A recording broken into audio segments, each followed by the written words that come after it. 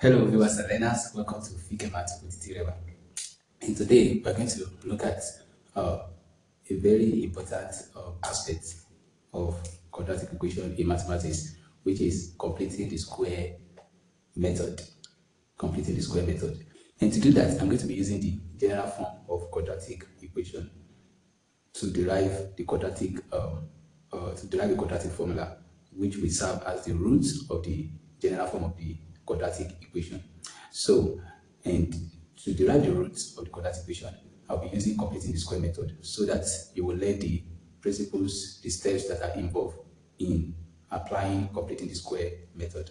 All right, before I dive in, what we have today is not just a quote, but an affirmation. And I want you to repeat it after me. All right. I am not a failure. Say that with me. I am not a failure. All right. Trying to succeed. I am a success. Working out my success. Again, I am not a failure. Trying to succeed. I am a success. Working out my success. All right. If you affirm that with me, then that is who you are. Yes, that is who you are. The same way you are not an animal trying to become a human being. You're already a human being growing up to become more human. Okay, it's the same way. So this mindset will help you a great deal in your pursuit in life. All right. So it's a good mindset to have. It's a good mindset to have that you are not a failure trying to succeed, but you are a success working out your success. So having said that, we can now dive into what we have as said earlier. All right. You can see this general form of quadratic equation. Okay. So now, how do you use completing the square method to solve this quadratic form of the general form of quadratic equation?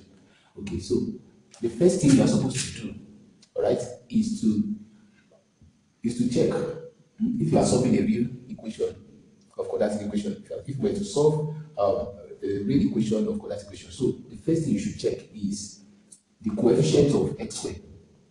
All right, the coefficient of x squared. You divide through by that coefficient, so that this will cancel this, and then you are left with x squared plus bx over a plus c over a equals 0. All right. So the next thing is you subtract c over a from both sides. You can see that this is an equation equating to 0. So it means we can subtract c divided by a from both sides. Then you have x squared plus bx over a plus c over a minus c over a equals 0 minus c over a. So this will cancel out. 0 minus c over a will be minus c over a. So you have x squared plus bx over a equals minus c over a. All right. So now this is what you have. So the next thing to do is you want to apply a very key point, a very key principle that is connected to completing the square method. Okay, so which is the coefficient of x here.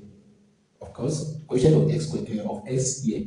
The coefficient of x here is the terms that you can see beside x together with the sign.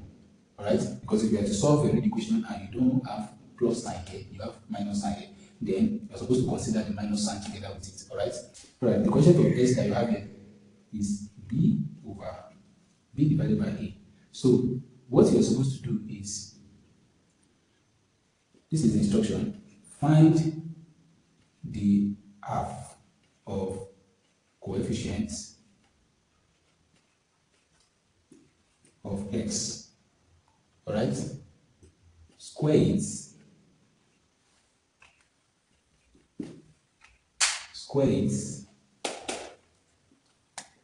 and add to both sides. All right, so find the half of coefficient of x, square it and add to both sides. So that's the next key principle that you're supposed to apply to solving this question. Okay, so the question of x here is b over a. Okay, so we're supposed to find the half of it. Half of b over a is b divided by 2a. So, and the instruction says we should what? Square it.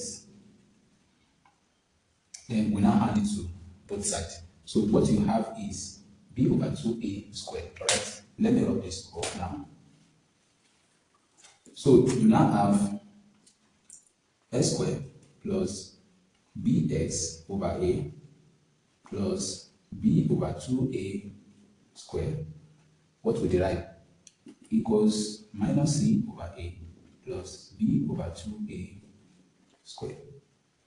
Alright? So the next thing is, since we know that we derived the term that is here, we derive it from here. So we can easily eliminate this to become 0. Then all we have to do is these two terms that are having the power of 2, we're going to connect them together. So you will now have x plus b over 2a all square equals minus c over a plus b over 2a squared. Alright? Alright, so this is what you have. Then the next thing is x plus b over 2a squared equals minus c over a plus b squared over b squared. Then you have 2a squared, meaning 2 squared is 4, a squared is, you have that b squared over 4 is squared. Alright? So what you are supposed to do here is you want to eliminate this power of 2. And to eliminate this power of 2, what you need to do is to find the square root of both sides. Alright? So square root will cancel this square. Square root will cancel this square. You know, it's just like having square root of a. Square root of a, square root of a squared simply means a raised to the power 1 over 2 times 2. Because square root simply means power of 1 over 2. According to law of indices, then 2 will cancel 2, you are left with your a. So it's the same pattern. Alright? So you have x plus b over 2a. Then the moment you introduce square root to this side, you will also introduce plus or minus. Don't forget this. So what you have is now plus or minus square root of. Now I want us to find the SCM of this one. The SCM will be 4a squared, since a can go in 4a squared and 4a squared can also go in itself. Okay, so since we can divide 4a squared by a, and we can also divide 4a squared by 4a squared.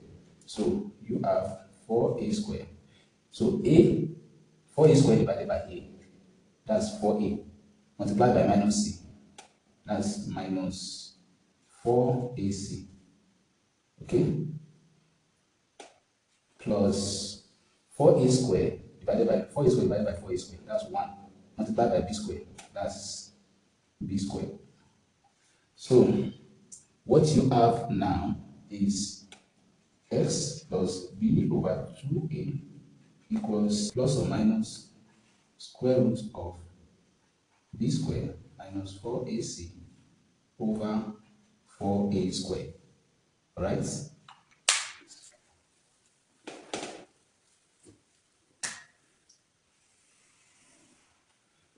So what you have is s plus b over 2a equals plus or minus square root of b squared minus 4ac over 4a squared. Alright? So what you need to do now is, we are getting there, we are working it out gradually. So what you need to do now is you find you have x plus b over 2a equals plus or minus. Now this square root is for both this numerator and denominator.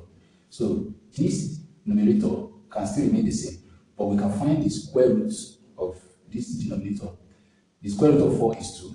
The square root of a squared is a. You know, I explained that earlier. Alright, so what you have is b squared minus 4ac over 2a. Alright, so if you subtract b over 2a from both sides, what you're going to have is x, because if you subtract b over 2a from b over 2a, that will give you 0. Then you have x equals minus b over 2a plus or minus square root of b squared minus 4ac over 2a. Alright? So divided by 2a.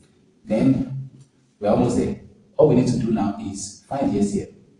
The SCM of both of them, they have a common denominator, so we bring them together. So you have minus b plus or minus square root of b squared minus 4ac over 2a. And this is your quadratic formula, which is popularly called almighty formula, right? So we have our roots, the root of equation over there. Then following the same principle, why don't you go ahead and solve this equation using completing the square method that I've just explained, all right? So following the same pattern, the same method, why don't you go ahead and solve the equation that is written up there using the same completing the square method. And of course, you can as well use this quadratic formula to test your solution, meaning that 5 will now be your A, your B will be plus 3, which is the coefficient of x, while your C will be minus 3. So when you are told to use completing the square method, you use completing the square method, not other methods such as factorization method, which I didn't talk about here, and quadratic formula. So, all right, we'll meet again next time. Bye.